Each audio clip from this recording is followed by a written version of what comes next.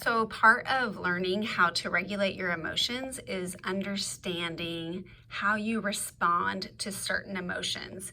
And that is why we want you to have a broad emotional vocabulary, because when you have a lot of emotions in your vocabulary, you start to figure out how you respond to certain ones. All those words across the top, angry, sad, anxious, hurt, embarrassed, and happy, are usually the emotions that we categorize for everything, but there's really a lot of emotions underneath those categories.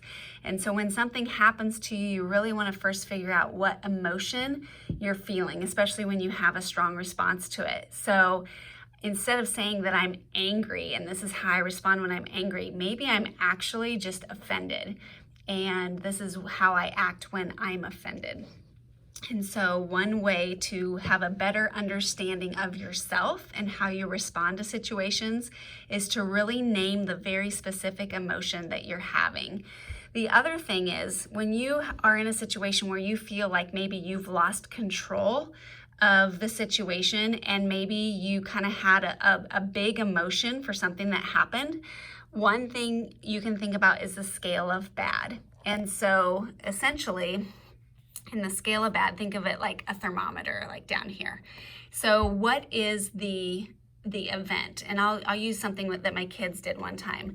When my kids were toddlers, my Peyton, who was probably 5 at the time, threw a fit, a huge fit, because Brooks, who was probably 2, got buckled into his car seat faster than him.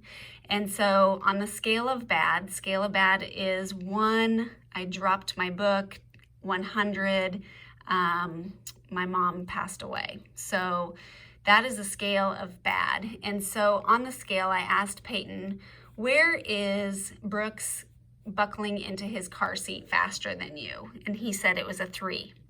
And so I said, where was your response? Remember, you threw a fit, you yelled and screamed and kicked and had a meltdown, and it lasted for 20 minutes as you cried because your brother buckled into his car seat faster than you. And he said that was probably a 36. Do you see the problem?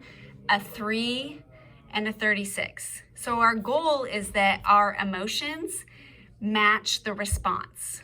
And the better in touch we are with what emotion we're feeling and how our body is responding helps us to realize what our triggers are.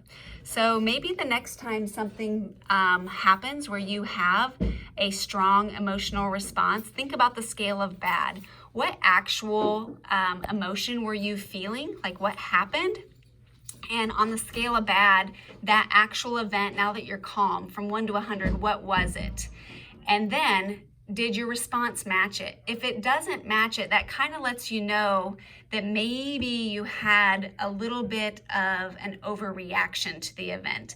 And by knowing that, you're in a better position to handle it at the level that it really is the next time it happens.